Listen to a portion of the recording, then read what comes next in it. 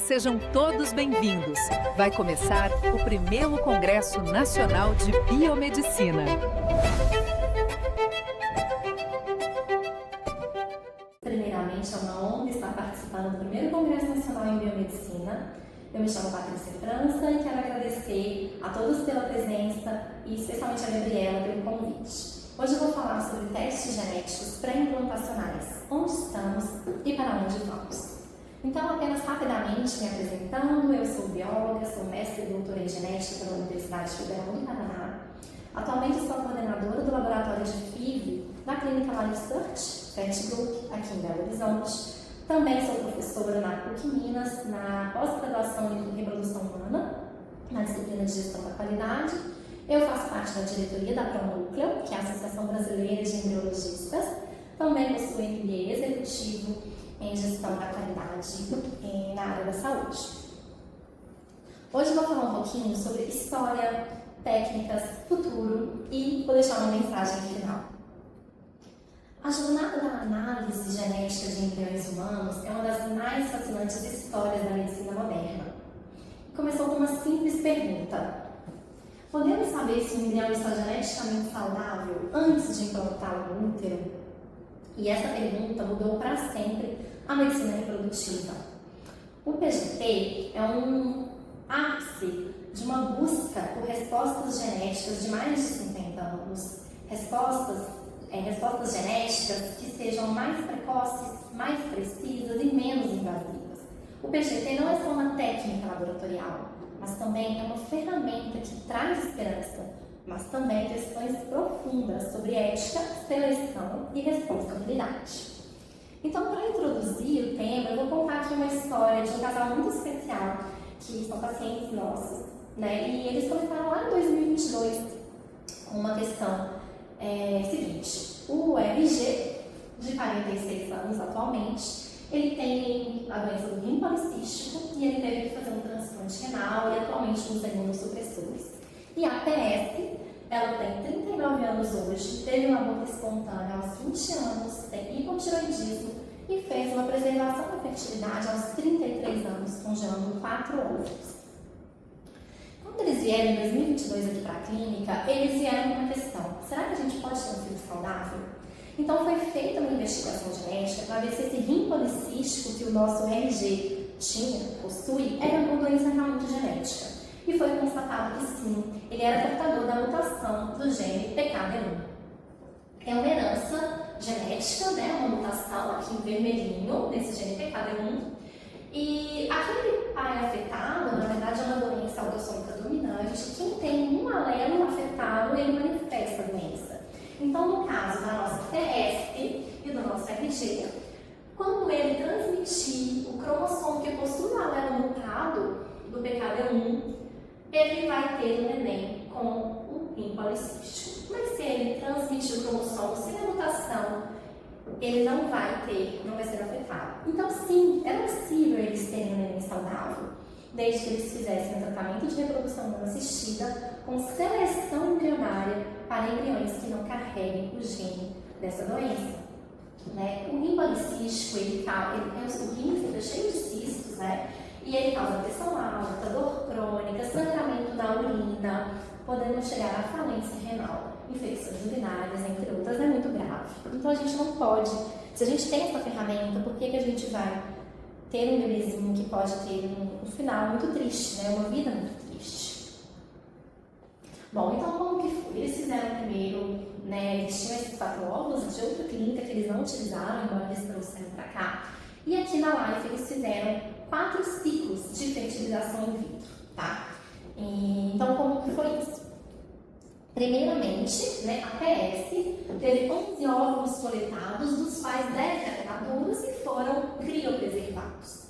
Isso em 2023. Em uma outra oportunidade, em 2024, o casal veio, eles tiveram 4 óvulos coletados, descongelaram aqueles 10 no ciclo de 2023 e tiveram 14 inseminados, resultando em 4 blastocistos ou 4 embriõezinhos que foram biopsiados e criopreservados.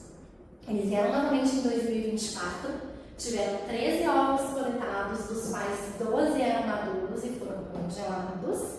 E por fim, vieram mais uma vez em 2024, tendo 9 ovos coletados, descongelaram aqueles 12, tiveram 21 ovos inseminados, resultando em mais 12 embriões. Então, no total, eles tinham 16 embriõezinhos que foram biopsiados e recongelados. Então, o que é isso, biopsiados? A biópsia embrionária consiste na remoção de 3 a 10 células de uma região chamada trofectoderma, que são essas células mais externas do blastocisto, que vão dar origem à placenta e aos anexos embrionários. O blastocisto possui também uma outra camada de células, que é chamada de massa celular interna, que dá origem ao bebezinho propriamente dito, e nós não tocamos nessas células, tá? Mas a genética é a mesma, então a gente biopsia aquelas células que dariam origem à placenta, retiramos um fragmento pequeno de 3 a 10 células, para que essas células sejam analisadas geneticamente. Eu trouxe aqui então um videozinho para vocês verem de uma biópsia embrionária. Esse embriãozinho é um dos embriões que eu biopsiei da nossa paciente PS. Então a gente segura o embrião com uma pipeta, com a outra pipeta nós aspiramos as células do trofectoderma. Então aqui a gente já tem 1, 2, 3, 4, 5, eu vou biopsiar nesse embriãozinho cerca de 6 células, para a gente ter quantidade suficiente de material genético sem danificar o embrião. Em vermelhinho nós temos aí um laser e a gente dá pulsos desse laser para que esse fragmento se solte do restante do embrião. Ele pode sair por pulling ou por flicking, que é esse movimento de batida, né, das células de uma pipeta sobre a outra. A gente tem então o embrião íntegro e aqui o embriãozinho e aqui o fragmento que foi biopsiado. E depois, o que acontece? Esses embriões biopsiados, eles vão ser congelados. Deixa eu ligar um videozinho aqui pra gente. É biopsiado, a gente faz o tubing, né? Colocar o fragmento no tubinho, e aí o embrião é congelado, as células biopsiadas são encaminhadas no laboratório de genética, que vai dar um laudo falando se o embrião é ou não é saudável. Claro que a análise genética aumenta o custo de um tratamento de reprodução não assistida, não garante uma gravidez, não garante completamente que a paciente não vai ter um aborto, mas pode ser mais benéfico para mulheres mais velhas, e nesse caso, para a prevenção de uma doença genética. E aí eu vou explicar direitinho para vocês, todo o passo a passo. Bom, então na nossa escolinha do RG e da PS, nós temos 16 embriões biopsiados e este é um laudo genético. O que nós temos nesse laudo? Nós temos os 16 embriões identificados, aqui o resultado da mutação do PKD1, então nós temos aqueles de risco, ou seja, que possuem a mutação, ou baixo risco, que não possuem a mutação, herdaram o cromossomo saudável do pai, do nosso RG.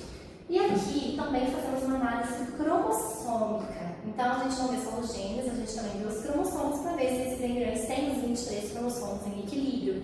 Então a gente tinha aqui 3 embriõezinhos de baixo risco que também eram euploides, ou seja, geneticamente normais. Tinha os outros de baixo risco, sem a mutação, porém eles tinham aneuploidias cromossômicas, né? E eles então são inviáveis. E a gente tem uma conclusão se é ou não recomendado para transferência. Tínhamos uma menininha e 2 menininhos que poderiam então ser transferidos. Vamos dar uma pausa nessa história, depois eu continuo, para a gente entender um pouquinho melhor tudo que eu falei até aqui. E para isso eu vou apresentar aqui uma linha do tempo, tá? Vamos voltar lá em 1956, quando foram descobertos os 46 cromossomos, né? Então a gente começou ali na década de 60, com a ultrassonografia, a gente conseguia agora ver características morfológicas fetais, e também já na década de 80 a gente já tinha a biópsia de vilo, e um pouquinho antes, ali em 66, a amniocentese, então a retirada de líquido amniótico, ou então a biópsia ali da placenta, para fazer análise genética mesmo daquelas células. E aí, pela ultrassom, a gente não conseguiria ver exatamente a genética, mas a gente tem marcadores que indicam algumas características de doenças genéticas, mas a gente não tem um diagnóstico definitivo. Já a análise genética daria um diagnóstico definitivo. né, pela biópsia de vírus e pela amniocentese. Porém, nesses casos, a gente já tem uma gestação em andamento. Então, nós temos aqui uma questão de decisão ética, legal e emocional. No caso de uma gravidez com um embriãozinho, um feto que não fosse compatível com a vida, por exemplo. Então, qual que seria uma solução para isso? A solução seria a gente conseguir fazer essa análise genética antes de implantarmos, de transferirmos o embriãozinho para o útero. E aí veio, então, a nossa história do teste genético pré-implantacional, que nada mais é do que a gente fazer a biópsia e transferir apenas a análise genética e transferir apenas aqueles embriõezinhos normais, saudáveis geneticamente. Então, nós vamos aqui lá em 1967, quando a gente teve a primeira biópsia em embriões de coelho. A gente ainda não tinha nenhum ser humano nascido por fertilização in vitro, porque o primeiro nascimento foi em 1978, com o nascimento de Louise Brown. Mas antes disso, a gente já tinha vários experimentos em modelos animais, mas também em humanos, de tentativas de nascimento através da reprodução assistida. Então, nós tínhamos embriões de coelho que foram biopsiados e permaneceram viáveis, né? Deram filhotinhos, continuaram crescendo. Então, lá antes de 1970, nós já descobrimos que a biópsia embrionária era possível sem prejudicar o embrião. A gente avança um pouquinho mais na nossa linha do tempo e a gente chega na década de 90, quando finalmente nós conseguimos aplicar a biópsia embrionária em embriões humanos para fazer uma análise genética pré-implantacional. Nessa época, essa análise se chamava PGD, não era chamada de teste genético, era um diagnóstico genético pré-implantacional. E esse termo mudou e eu vou falar um pouquinho disso mais à frente. Mas então, no tal do PGD, a gente não ia ver se aquele embrião tinha alguma doença específica, mas ele foi utilizado para doenças ligadas ao cromossomo X. Porque a gente sabe que quando a gente tem uma mutação no cromossomo X, se a gente tiver um filho menino, ele vai expressar essa doença. Se nós tivermos uma filha menina, ela vai ser portadora e não vai manifestar a doença se essa mutação for recessiva, né? Ou seja, ela precisa de 2 cópias para expressar nos casos de meninas. Em casos de meninos, a gente tem um cromossomo X apenas, vai se manifestar de todo jeito. E foi utilizada a técnica de FISH, que é a hibridização in situ fluorescente. Né? Então, nós tivemos o nosso primeiro caso em 1990.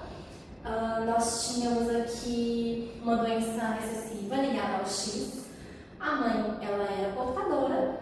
E aí, se ela tivesse um filho menino, ela poderia mandar um X com a mutação ou um X sem a mutação. 50% de chance de ter um menino afetado. A menina, ela seria apenas portadora. Então, qual é a solução? Transferir embriões do sexo feminino, que seriam no máximo portadoras e não teriam a doença, que no caso aqui foi a hemofilia. E como que era o FISH, né, a hibridização in situ fluorescente? A gente tem sondas que complementam pequenos fragmentos de cromossomos específicos, no caso os cromossomos sexuais, e a gente consegue ver aqui 2 cromossomos de um tipo e 2 cromossomos de outro, aqui no caso de um cromossomo autossomo, tá? E aqui a gente vê que temos 3 cromossomos de um tipo aqui causando uma trissomia, então esse é um exemplo para outros cromossomos, como o cromossomo 13, 18, 21. Né? O X e Y a gente espera ter um X e um Y, no caso de meninos, ou 2X e nenhum Y, em caso de meninos. Então, eram transferidos apenas as meninas, né? Aquele que tinha 2 marcadores fluorescentes para o cromossomo X. Avançando um pouquinho mais, já nos anos 2000, a gente já tinha algumas técnicas moleculares mais desenvolvidas. A PCR, que é a reação em cadeia da polimerase, ela foi descoberta lá na década de 80, em 83, mas só foi aplicada na reprodução humana assistida um pouquinho depois. Porque, como eu falei, a gente não estava analisando o gene mutado, e sim o cromossomo sexual, né? Mas aí, com a PCR, o advento da PCR, né, e o desenvolvimento lá na década de 90, em 93, ou seja, 3 anos depois da gente já ter tido nosso primeiro PGD, nós tivemos então o diagnóstico de doenças genéticas monogênicas a partir da PCR. Então a gente conseguia identificar já de forma molecular, um gene mutado. E a gente então não precisaria mais escolher pelo sexo, se fosse doença ligada ao X, mas a gente agora tinha alternativas também para doenças, né, monogênicas em outros cromossomos, que a gente ia lá no foco daquele gene especificamente. Então, as doenças gênicas são doenças que são derivadas ou elas se originam a partir de uma mutação no gene. Agora a gente não está falando mais de cromossomo, e sim de gene, que é um pequeno segmento do DNA. E aí, gente, há cerca de 7 mil doenças raras descritas, sendo que 80% tem origem genética, tá? Um dado mais atual, nós temos 8 mil doenças raras identificadas, esse aqui de 2018. 80% de origem genética, para 95% das doenças raras não há tratamento, das genéticas nenhuma, a gente não tem um tratamento. Estimam-se 5 casos para cada 10 mil pessoas, cerca de 13 milhões de brasileiros vivem com essas enfermidades de doenças raras, e para chegar no diagnóstico, o paciente chega a consultar até 10 médicos diferentes, até chegar no diagnóstico final.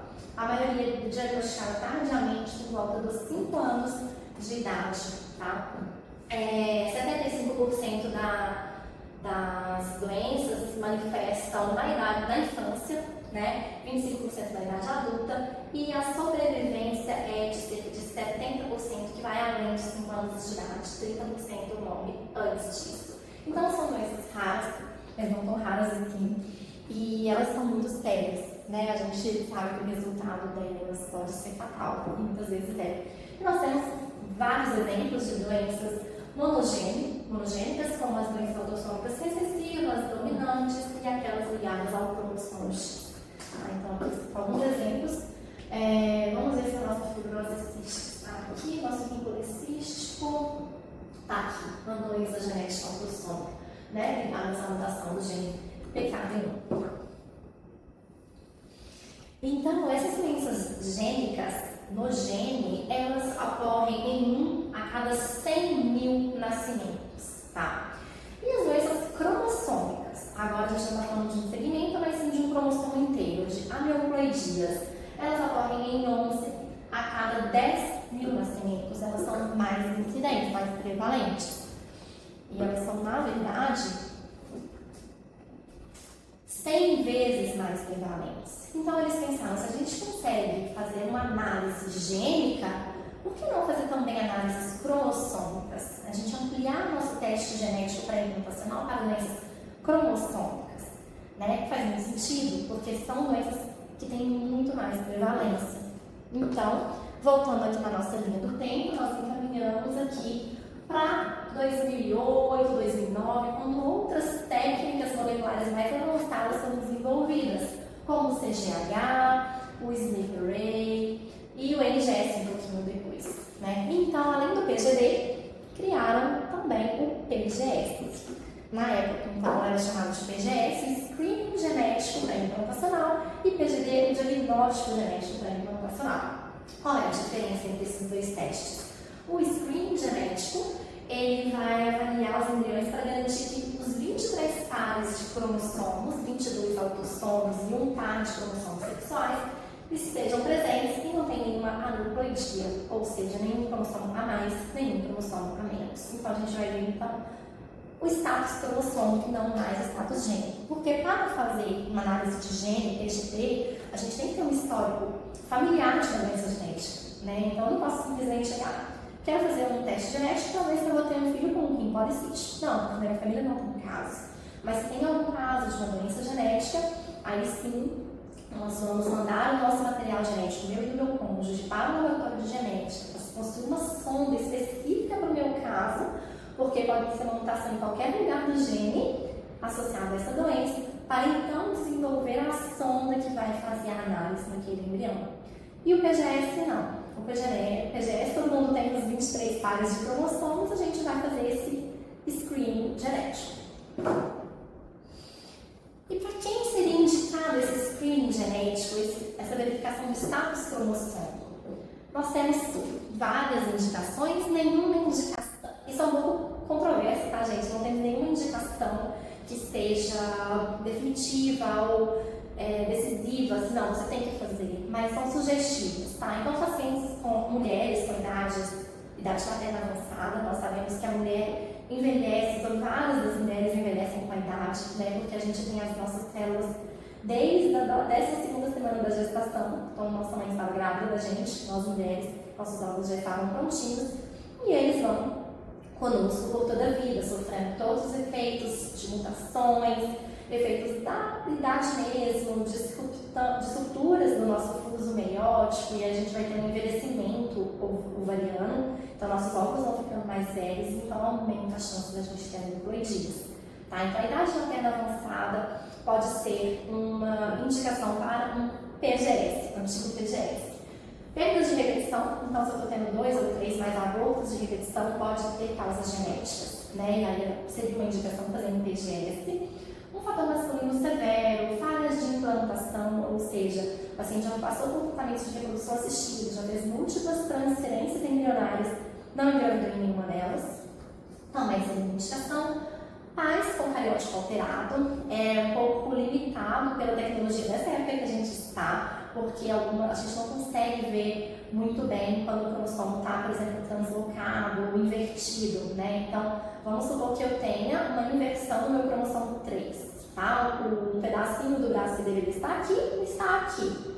Então, eu tenho essa inversão, eu tenho mais chance de ter uma perturbação na meiose quando eu estou lá produzindo os meus óvulos, e aí a gente pode ter cromossomos bagunçados e ter embriões aneuploides. Mas a gente não vai conseguir ver com as técnicas daquela época se esse embrião vai ter ou não essa inversão como eu, ou se ele vai ter pequenas deleções, pequenas duplicações dos cromossomos também causados por essa bagunça na meiose, tá? Então, por isso que eu coloquei esse asterisco, porque a alteração do cariótipo parental é uma indicação, a gente pode fazer o teste genético, mas nem sempre ele iria detectar nessa época do PGS. Aneuploidia em gestação anterior, então eu já tive um filho com alguma síndrome genética anteriormente, então seria uma indicação. Múltiplos embriões, então tem muitos embriões, eu sei que eu não vou transferir meus 10 embriões, por exemplo, eu vou querer ter 3 filhos, então eu vou transferir 3 embriões. E aí, qual deles eu vou escolher? Faço análise genética, então a gente vai ter entre esses 10 alguns aneuploides, muito provavelmente, vai escolher os 3 saudáveis, né? Ou por uma ansiedade, eu quero engravidar rápido, eu não quero ficar tentando até chegar no embrião certo. Então, uma análise genética pode também acelerar esse processo. A gente volta lá na nossa linha do tempo, vamos avançar um pouquinho, nós chegamos aí no momento do RGS, que é o sequenciamento de nova geração que a gente vai falar, mas eu quero ver aqui em 2014, quando a gente tem a mudança de nomenclatura do PGS e do PGD pelo PGT, que é o que a gente está falando aqui hoje. Então, o PGD, gente, ele é um diagnóstico genético para implantação, mas aquilo não era um diagnóstico fechado, porque a gente estava tirando apenas um fragmento do embrião, a gente não estava avaliando todo o embrião. As células são representativas de todo o embrião, mas a gente pode ter mosaicismo, ou seja, linhagens geneticamente diferentes em um mesmo indivíduo. A gente pode ter artefatos. Então, assim, eu tinha uma triagem genética, mas eu não tinha um diagnóstico genético fechado. Então, esse termo deixou de ser usual, foi substituído pelo T, que é triagem ou de teste. Tá? Então, a gente chega lá em 2014 e a gente, então, tem o PGT. Mas quais são os PGTs que nós temos? Nós temos o PGT-A, que é o teste genético pré-implantacional para aneuploidias, então ele avalia o número de cromossomos, é o antigo PGS, tá? Nós temos o PGT-M, que é o antigo PGD, ele vai detectar doenças monogênicas, então o M é de doenças monogênicas. Temos também o PGT-SR, de Structural Rearrangement, rearranjos estruturados. Então é aquele caso que eu contei, que a gente vai ter uma inversão cromossômica, não perdi nem ganhei cromossomos, então eu tenho os meus 46 cromossomos, só que eles estão em posições invertidas, translocados, mas eu não perdi, eu não ganhei informação genética, então eu sou normal, mas geneticamente tem uma bagunça. Meus óvulos vão ser formados, ou espermatozoide, né, se for um homem, com aneuploidias, e quando for formar o embriãozinho, esse embriãozinho vai ser aneuploide. E aí o PGT-SR é uma técnica mais evoluída, é um PGTA de mais alta resolução, digamos assim, e eu vou conseguir então diferenciar melhor aqueles embriõezinhos normais dos que não são normais. Ainda não consigo falar se aquele embriãozinho é balanceado como o meu, ou seja, ele é normal, tem todo o material genético, mas ele está trocado, né? Mas está balanceada a troca desse material genético. Ou se ele é normal, sem nenhuma translocação, nenhuma mutação cromosômica, tá? E temos também o PGTP, vou falar só um pouquinho, porque é um assunto bem controverso, isso daria uma aula enorme, que é o teste genético pré-implantacional para doenças poligênicas, tá? Essas doenças poligênicas, então, são aquelas causadas por múltiplos fatores, genes e ambiente. Então, por exemplo, o câncer, o autismo, algumas condições como psicopatia, etc. Tá? Então, diabetes, câncer de mama, cardiopatias. Então, ele avalia um risco poligênico. Então, vou exemplificar aqui para vocês. Tenho 10 embriões, tá? Esses dois aqui, eles têm score menor para predisposição ao câncer. Os outros 8 têm um score maior, tem mais chance de desenvolver o câncer. Então, eu vou priorizar na minha transferência esses dois que têm um menor risco de ter câncer. Lembrando que não garante que não vai ter câncer. Do mesmo jeito que aqueles 8 com maior risco de ter câncer, não garante que eles terão câncer. Né? Tudo vai depender de uma série de fatores ambientais e a expressão daqueles genes que eles terão. Então, não necessariamente esses 8 terão uma doença, que eu estou pensando, né, uma doença poligênica, e aqueles 2 com um menor risco não vão ter. Então, é um pouco controverso, porque você acaba descartando embriões que teriam um potencial de vida, de uma vida saudável, né, e além de outras coisas, né. Bom, o meu pai morreu de câncer, então se ele tivesse sido selecionado pelo PGTP, ele não existiria, ele não teria sido selecionado pelo risco aumentado, né? Então a gente entra numa questão, a gente vai acabar discriminando pessoas pelo risco delas desenvolver uma doença, uma cardiopatia.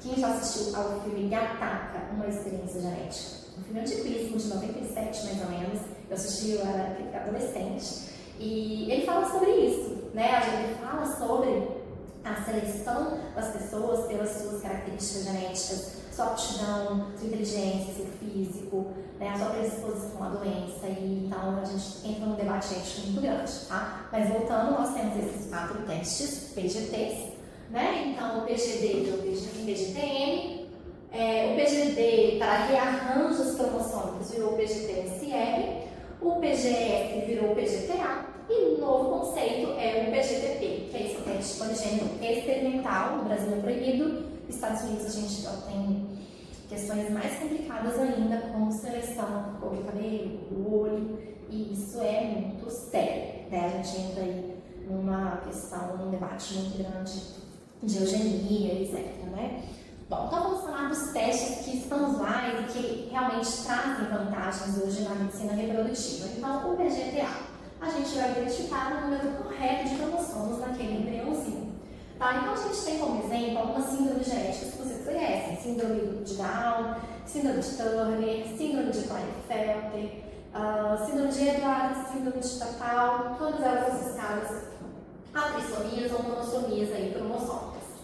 Então, quais são as indicações do PGTA? A gente já falou anteriormente: idade materna avançada, ou seja, 35 anos ou mais, vai aumentando a chance da gente ter alopecia, fala de implantação recorrentes, etc., que a gente já falou anteriormente.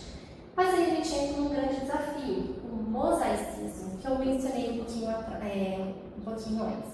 São aqueles embriões que têm células normais, mas também algumas células alteradas. Então, se nós tivermos ali de 30% a 49% das nossas células alteradas e as outras normais, vai ser um mosaico de baixo grau. Ele tem chance de ser transferido e de dar tudo certo e ele nascer normal, tá? Mas tem que passar por um aconselhamento genético. Temos aqueles mosaicos de alto grau, que vão de 50% a 70% de células alteradas e o restante de células normais. Esses não devem ser transferidos, tem realmente chance de eles nascerem sindrômicos.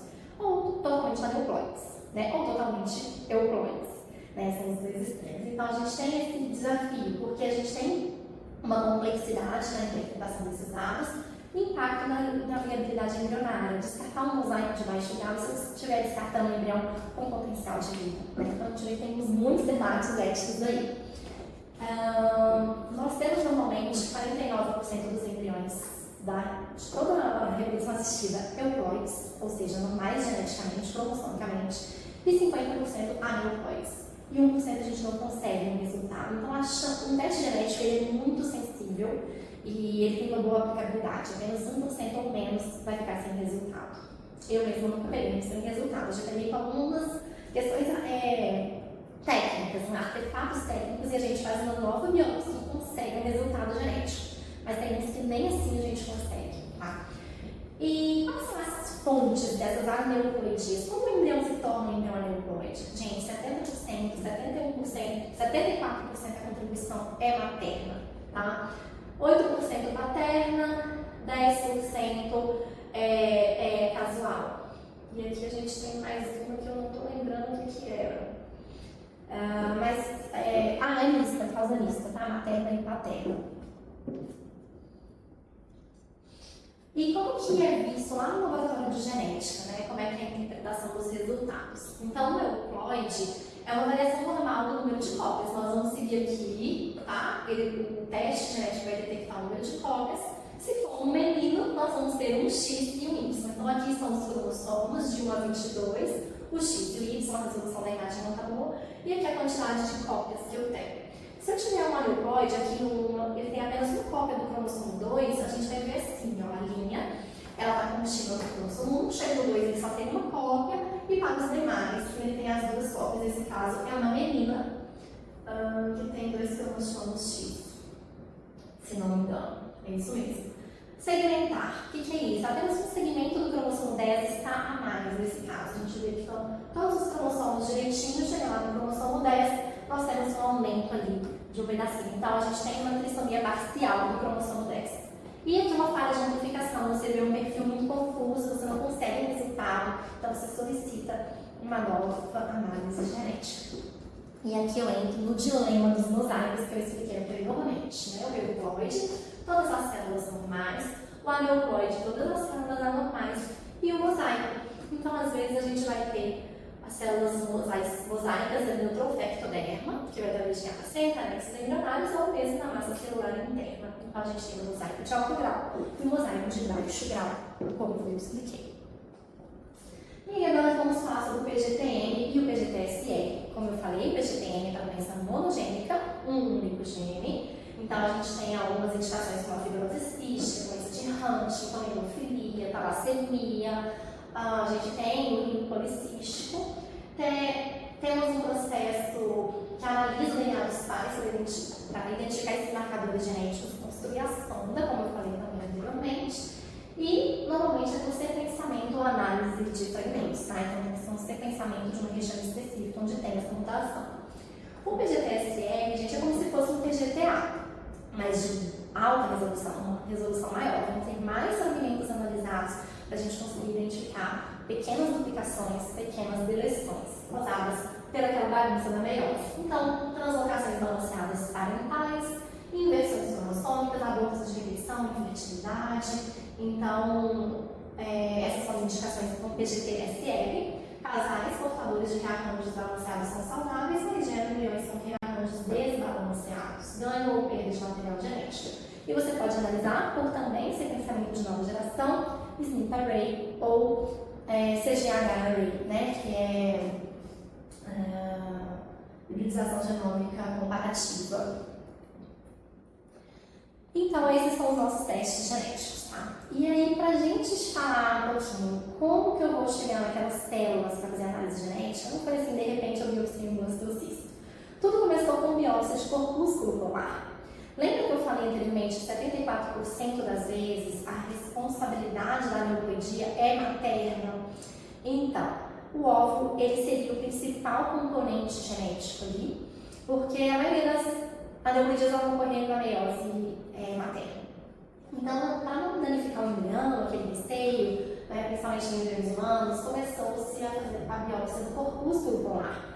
Se vocês lembrarem lá na meiose, quando o óvulo sofre a primeira divisão meiótica, ele destrui o primeiro corpúsculo polar, e é nesse estágio, né, ele está estacionado em metáfase 2, esse óvulo é coletado no laboratório de reprodução assistida, e somente após a fertilização ele completa a meiose, então termina, né, depois da metáfase 2, anáfase 2, telófase 2, e aí ele destrui o segundo corpúsculo polar. Então esses corpúsculos eles eram biopsiados e analisados. Mas aqui a gente não vai ter a carga masculina. A gente sabe que 10% pode ser carga masculina, a gente tem uma porcentagem aí também que pode ser masculina e feminina, então ele não é totalmente representativo. Aí, avançamos um pouquinho no tempo, a gente tem a biópsia de blastômero, ou seja, quando a gente faz a fertilização, a gente tem um óvulo fertilizado, no segundo dia, esse óvulo se divide em 2 células, cada uma dessas células se divide em mais 2, tendo um embrião de 4 células, assim sucessivamente. E aí, no terceiro dia, a gente já tem embriões com 8 ou mais células, e a gente pode tirar uma dessas células,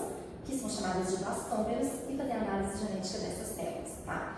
Ou, finalmente, chegamos na biópsia de blastocisto, quando nós já temos mais de 100 células, e a gente vai biopsiar apenas um fragmento que vai dar origem à placenta, e não ao bebê propriamente dito. E dessa forma, nós vamos ter mais células, mais material genético, mais fidedignidade com a análise de um embrião como um todo, e ela é menos impactante para o desenvolvimento embrionário. Então, aqui, nós temos a técnica de biópsia, que sou eu. Aqui estou usando um sistema de micromanipulação, o microscópio invertido, nós temos as objetivas embaixo, porque aqui em cima eu preciso colocar o meu material.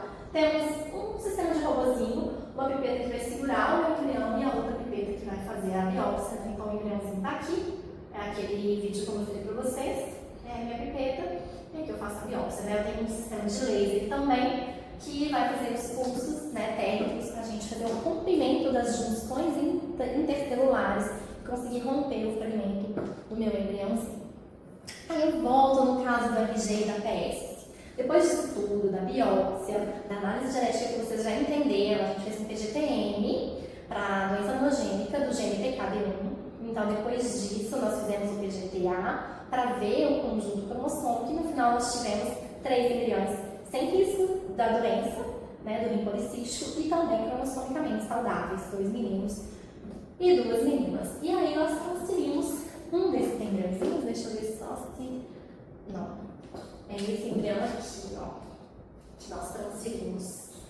Esse embriãozinho aqui, menininho, nós transferimos, e aí nosso casal PS e RG estão grávidos, Eles tiveram um beta aqui de 834, acima de 5 já é considerado grávida, então eles estão grávidos já tem 12 semanas e eles estão passando todos muito bem. Ela ainda não sabe, eles ainda não sabem o sexo do bebê, eles não quiseram saber, e aí eles vão fazer um chá de revelação, vão entrar em contato conosco e a gente vai contar que eles transferiram um menino. E aí eu volto na nossa linha do tempo, a gente avança um pouquinho mais e a gente chega em 2012. Em 2012, antes da gente chegar em 2012, eu vou falar só que as técnicas genéticas elas evoluíram um pouquinho, tá? A gente teve o Sleep Array, que foi melhor do que o CGA Array, o NGS, e a gente já tem um avanço até mesmo do sequenciamento. Então, quais são essas técnicas de análise genética? Eu já falei um pouquinho, aqui eu vou detalhar um pouco mais sobre as técnicas de análise genética, lá no laboratório de genética, não mais no laboratório de reprodução humana. Então, primeiro começamos com o FISH, que é a hibridização in situ fluorescente, é uma técnica pioneira no PGT, limitada a 5 a 9 cromossomos, a gente não conseguia ver os 23 pares e não detecta perdas segmentares. Ele só marcava um pedacinho dos cromossomos, acendia a fluorescência, a gente tinha que ficar numa sala escura, olhando no microscópio de contraste até a gente identificar então aquele pedacinho do cromossomo para a gente saber se tinha ou não tinha cromossomo. Pedaços a gente não conseguia ver. A hibridização genômica comparativa por array analisa todos os 24 cromossomos, os 23 pares. Aqui eu quis dizer 46, tá, gente? Desculpa. Revolucionou o PGTA, então a gente conseguia agora ver os 46 cromossomos, mas tinha uma menor resolução do que o sequenciamento de nova geração, que veio em seguida. Tem uma alta resolução e rapidez, detecta mosaicismo embrionário e menor custo para a amostra. Ele hoje é o nosso padrão ouro, tá? O NGS hoje é o nosso padrão ouro, Sleep Array e CGH Array não são mais muito realizados. Ele sequencia milhões de fragmentos de DNA simultaneamente, permitindo a contagem precisa das cópias cromossômicas e detecções de mosaicismo, de aneuploidias. Então aqui, só para a gente falar do CGH Array, que ainda é usado em outras questões, até mesmo na reprodução assistida, nós colocamos um DNA controle, que a gente sabe que ele tem os 46 cromossomos, e o DNA do paciente aqui o vermelho. E aí, eles hibridizam, né, com o microarray, o microarranjo. E aí, quando a gente tem o DNA, aqui ó, a gente tem o DNA do paciente aqui ao contrário, né, as cores, o controle, nesse caso é o verdinho e do paciente é o vermelhinho. E aí, quando a gente tem um vermelhinho, quer dizer que a gente está sobrando o material genético do paciente, ou seja, tem uma trissomia naquele cromossomo. Se ele está verdinho, ele está faltando o cromossomo do paciente, porque o verdinho aqui, que eu DNA controle, eu sei que tem todas as cópias. Então, o vermelho a mais é um cromossomo a mais, e o verdinho quer dizer que eu tenho um cromossomo a menos no meu paciente, tá? E se eu tiver certinho no amarelo, é porque hibridizou tudo bem e não tem material sobrando e nem faltando no meu paciente. Então, esse é o princípio do CGH Array. O SNP Array ele tem uma resolução maior, ele não precisa de um genoma comparativo, ele possui como se fosse uma lâmina com vários marcadores, então são muitas sequências de todos os cromossomos, a gente joga o DNA do paciente e ele também vai hibridizar, e aí a gente vai conseguir ver a presença dos dois alelos, né, dos dois fragmentos ali, né, dos dois cromossomos, do cromossomo materno e do cromossomo paterno, e eu consigo ver quando está sobrando um ou sobrando o outro. Então aqui, por exemplo, nós temos uma duplicação do alelo A, né, e uma deleção do outro cromossomo. Então a gente aqui tem um cromossomo a mais e um cromossomo a menos. Tá? Então o SNP Array hoje é muito utilizado, principalmente para algumas análises específicas. E aí a gente entra no NGS, que é pensamento de nova geração. Né? Então nós tivemos a evolução dos métodos até chegar no sequenciamento de nova geração, lá em 2013, e nós já temos, desde 2016, o sequenciamento de terceira geração, que ainda é experimental em reprodução assistida, mas é uma técnica muito promissora, tá? Mas a gente ainda usa o NGS. Nós já tivemos vários sequenciamentos de nova geração, várias tecnologias. Essas aqui hoje, né, as SOLID, elas já são obsoletas, quase não são mais utilizadas. A gente usa muito a Illumina, tá? Que é síntese por sequenciamento. E aí, a gente precisa fazer uma biblioteca, né? A gente fragmenta o DNA em vários fragmentos. Eles são marcados com adaptadores, esses adaptadores formam pontes aqui numa lâmina e eles são hibridizados, né? Eles são amplificados. E depois nós colocamos nucleotídeos marcados por fluorescência, e à medida que eles forem sendo sintetizados, eles emitem fluorescência, esses dados são coletados, depois é feita uma reconstrução dessa biblioteca, e aí a gente consegue então ver a quantidade de cromossomos, tá? E não faz o sequenciamento do genoma, tá, gente? Muita gente pensa em NGS, está sequenciando o genoma todo. Não, está sequenciando em várias regiões de todos os cromossomos para eu pegar quase o meu cromossomo todo e aí eu falar assim que eu tenho tantas cópias de um cromossomo de outro. Então, eu tenho 2 cópias do cromossomo 1, 2 cópias do cromossomo 2, 3 cópias do cromossomo 3. Opa, aí eu tenho uma trissomia do 3. Né? Então, essa técnica ajuda a ver isso. Só para falar rapidinho do sequenciamento de terceira geração, ou terceira geração de sequenciamento, ainda é experimental, como eu disse. Nós temos 2 tecnologias principais, que é a PEC-Bio e a nanoporo. A PEC-Bio, nós temos uma enzima DNA polimerase, e à medida que ela, e a gente tem vários nucleotídeos marcados também por fluorescência, se não me engano. E cada vez que a DNA polimerase incorpora um nucleotídeo, emite uma fluorescência para cada nucleotídeo. Então, ele vai, coloca no seu DNA de controle, né, do seu paciente, e aí a DNA polimerase vai colocando, por complementaridade de bases, um nucleotídeo marcado, emite a fluorescência e faz o sequenciamento. Eu não preciso mais fragmentar o DNA todo, como é no NGS. Essa outra tecnologia de nanoporo, eu tenho um nanoporo biológico, ele é carregado eletricamente, tem uma corrente elétrica, e aí o meu DNA que eu estou testando, o DNA do paciente, do embrião, ele vai então sendo clivado, e cada nucleotídeo, nós sabemos que tem uma forma molecular diferente, e cada nucleotídeo vai causar uma disrupção, uma estrutura desse campo elétrico, magnético, diferente em duração e amplitude. Então eu consigo decodificar essas disrupções e aí eu consigo identificar qual nucleotídeo foi incorporado, no caso aqui retirado, e vou reconstruir a minha sequência de DNA. Bom, então a gente está avançando um pouquinho mais na nossa linha do tempo. Nós chegamos então aqui em 2012, como eu falei, tudo acontece meio simultaneamente, né, gente? Aí em 2012 nós temos a tecnologia do CRISPR-Cas9, que é uma edição genética com um grande debate ético. Então, o que é o CRISPR-Cas9? Muitos de vocês já devem ter ouvido, mereceu aí um prêmio Nobel, né, em 2012 ou 2014, da Doudney.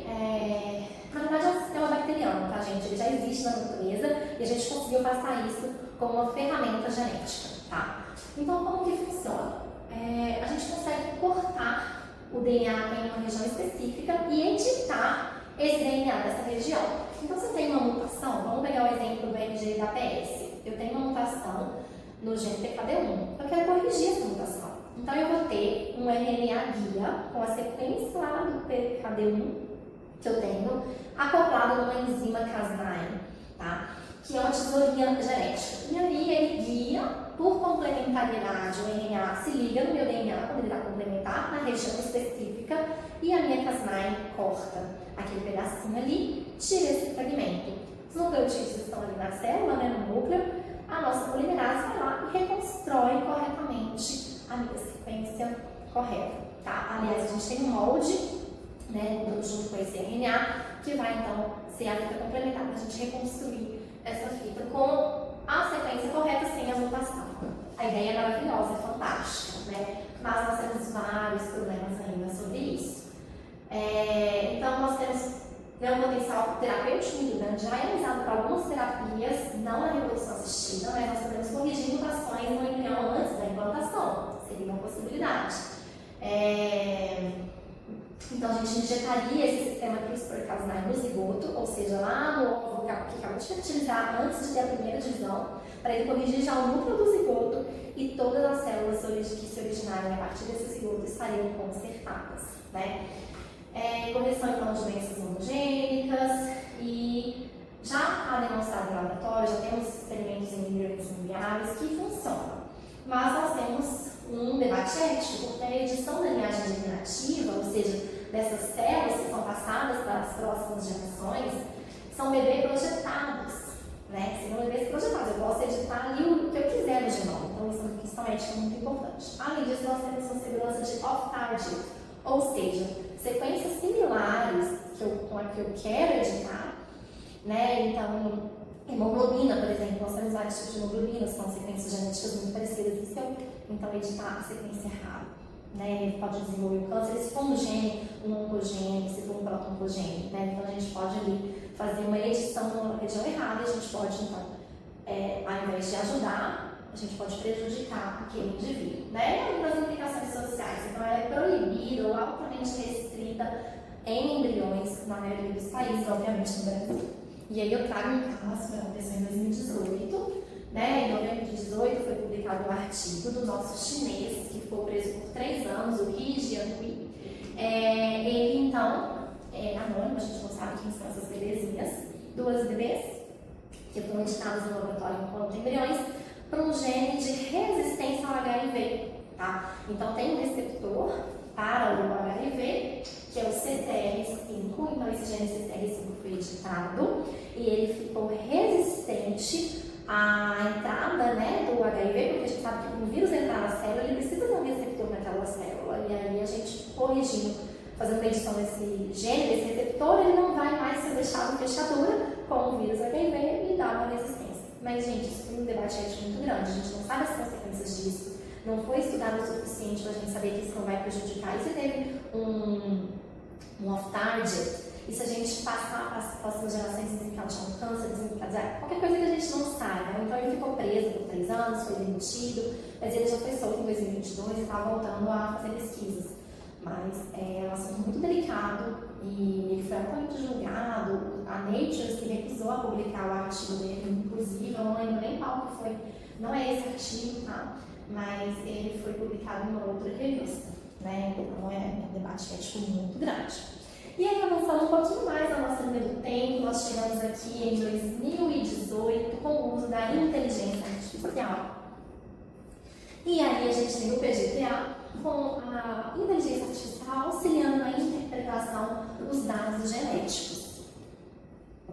Então, a gente hoje já tem a IA, nós temos já algoritmos que vão analisar o desenvolvimento morfocinético dos embriões em incubadoras nos laboratórios de reprodução assistida.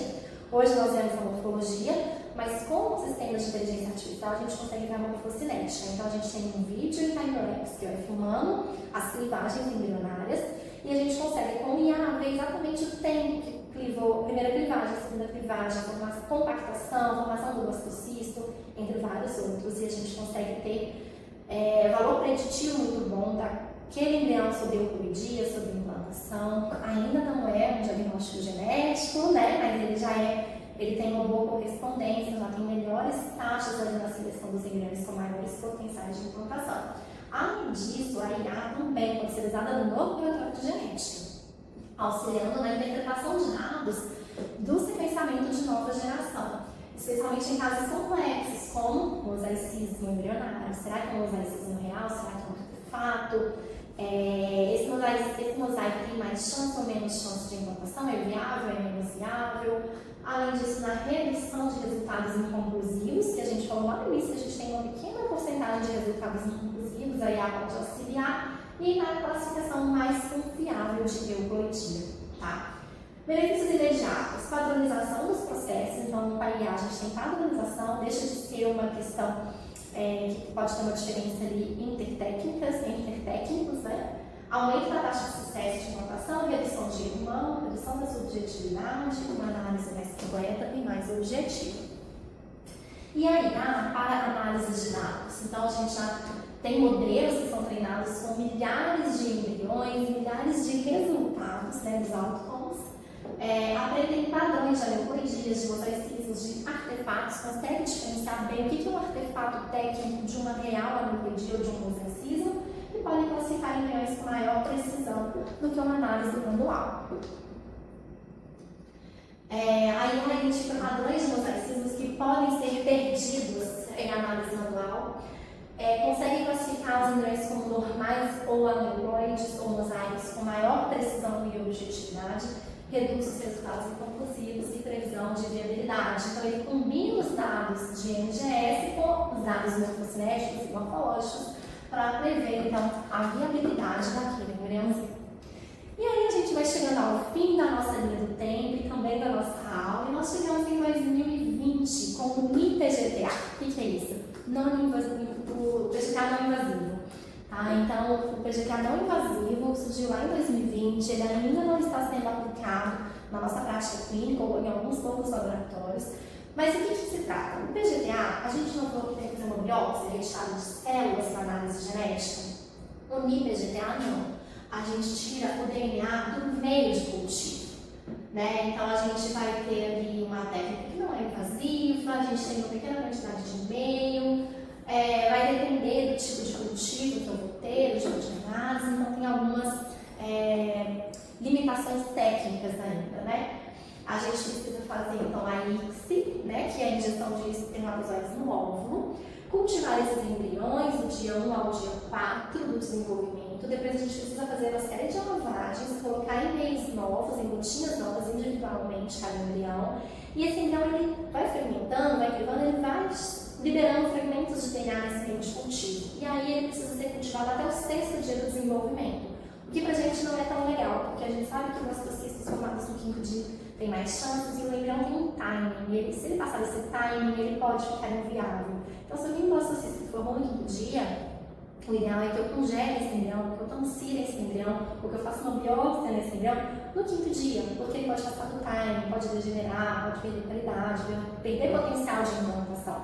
Então, com o NIPGTA, eu precisaria deixar ele cultivar até o 6º dia, né? Eu posso estar perdendo embriões. E depois eu congelo o embrião, tiro o meio de cultivo, mando para análise genética e ele se segue da mesma forma, né? Com as análises já feitas hoje em dia.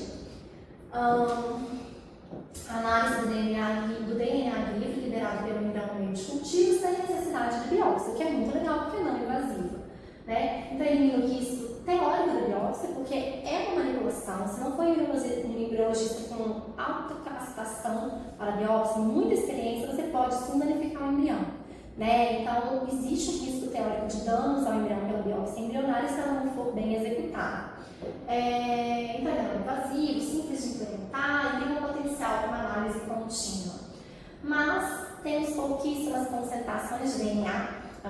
concentração. A qualidade do DNA é comprometida porque ele é muito fragmentado, como eu disse anteriormente. Existe uma potencial contaminação, porque está no meio de cultivo, e interpretação complexa dos dados. Então, o papel crucial da inteligência artificial no NIPGTA seria interpretar os dados de DNA de baixa qualidade e de baixa concentração, permitindo análises precisas, onde os métodos tradicionais falhariam. Então, ainda é muito utilizado em estudos. Os estudos mostram uma concordância do PGT invasivo, né, que seria o nosso PGT tradicional com biópsia, do NIPGT de 80% a 90%. Então, ainda é uma concordância baixa, está em fase de validação. Nós temos taxas de resultados inconclusivos altas, de 10% a 20%, ainda não é um padrão clínico, tá? A gente precisa de validação em maiores estudos. Então, com as melhorias da inteligência artificial, robótica, tecnologia, o NIPGT pode se tornar padrão, mas isso não é uma coisa de agora, é para onde estamos indo.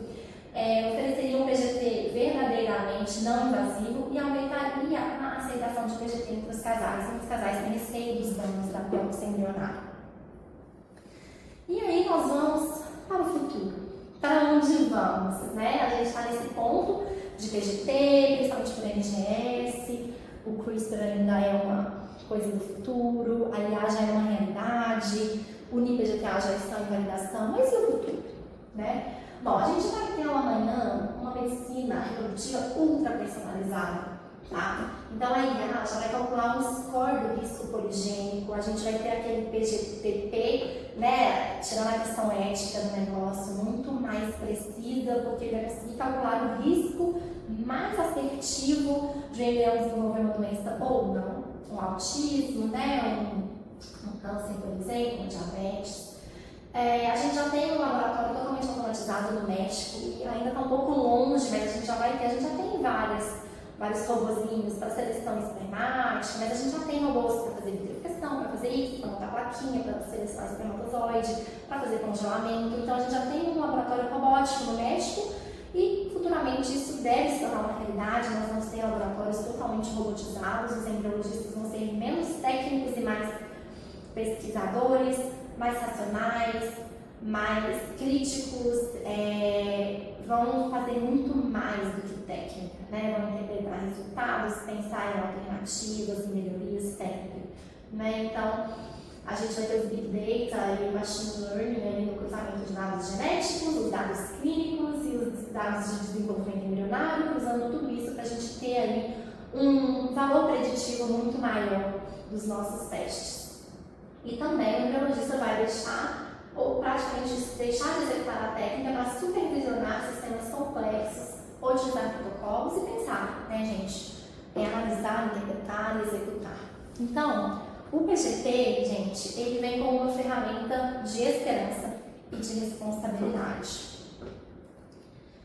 Voltando a falar ali um pouquinho do futuro, a gente tem também o CRISPR, né? Quem sabe quando essa técnica estiver muito desenvolvida, a gente já vai conseguir efetivamente consertar aqueles embriõezinhos que não são doentes, porque a PS e o RG tiveram um final feliz, uma gravidez bem-sucedida, 3 embriões saudáveis, quem sabe futuramente vão buscar um irmãozinho para estar, né, com eles ali. Mas, às vezes, nós temos pacientes, eu tenho outro caso também de uma paciente que ela tem, esse é um caso bem triste, assim, o casal tem uma filhinha que tem uma doença genética que leva à cegueira, e além disso, os dois têm translocação, assim, foi o acaso eles se encontraram, né? E aí eles estão fazendo a análise genética de PGT-M contra essa doença, a cegueira, mas também o PGT-SR, contra os rearranjos estruturais cromossômicos. E, infelizmente, eles tiveram 8 embriões sem a doença genética, sem a doença da cegueira, mas os 8 com alterações cromossômicas. E esses não tem que fazer, não sei fazer tudo de novo. Foram vários ciclos, vários embriões coletados para chegar a esse resultado. Quem sabe o CRISPR não poderia editar, né, essas regiões alteradas cromossomicamente ou geneticamente, consertar esses embriões, porque hoje a gente seleciona embriões saudáveis geneticamente pela ferramenta da genética. Quem sabe futuramente a gente pode consertar os embriões, né? A gente então aumentar a possibilidade de um bebê saudável em casa. Então acho que o CRISPR também é uma técnica muito promissora. Então, o PGT transformou a reprodução não assistida, oferecendo esperança a casais com alto risco de doenças, permitindo decisões reprodutivas informadas. O futuro da genética avançada, da inteligência artificial, da automação laboratorial, responsabilidade ética, né? Então a tecnologia avança, mas a gente tem que ter uma responsabilidade ética e um foco no paciente como prioridade e visão como futuros profissionais que estarão na linha de frente dessa revolução. Né? Então lembre-se, por trás de cada sigla PGTA, MGS, IA, tem uma história humana, tem uma família em busca de um futuro. Então, como mensagem final que eu gostaria de deixar para vocês é que o PGT é uma das maiores realizações da medicina moderna. Oferece esperança a casais que de outra forma não poderiam ter filhos saudáveis, mas com grande poder vem grande responsabilidade. Né? Essa frase acho que todos vocês conhecem. Então, para os futuros profissionais que estão na linha de frente dessa evolução, qual a mensagem que eu deixo? Quais as dicas, as tips que eu deixaria? Mantenham-se atualizados, gente. Hoje o mundo está se transformando a cada minuto, nós temos novidades. Leiam bastante, né? A tecnologia é muito rápida. Pensem de forma ética, tá? Questione, não apenas implemente o que está disponível. Foquem no paciente, lembrem-se da história humana de cada um dos casais, lembrem-se da PS e do RG. Colaborem, trabalhem com os médicos, com os geneticistas, com os conselheiros genéticos e defendam o acesso, lutem pela equidade, porque a gente sabe que existe um nicho hoje muito restrito de pacientes que têm acesso a tipos de tratamento como o da reprodução humana assistida. Né? Então o futuro da medicina reprodutiva é a esperança para novas gerações que nós ajudamos a conceber e para as novas gerações que estão chegando e que vão ajudar a avançarmos cada vez mais no futuro aí da nossa humanidade. Muito obrigada pela atenção, deixo aqui um e-mail, podem entrar em contato se necessário. Um ótimo dia para vocês.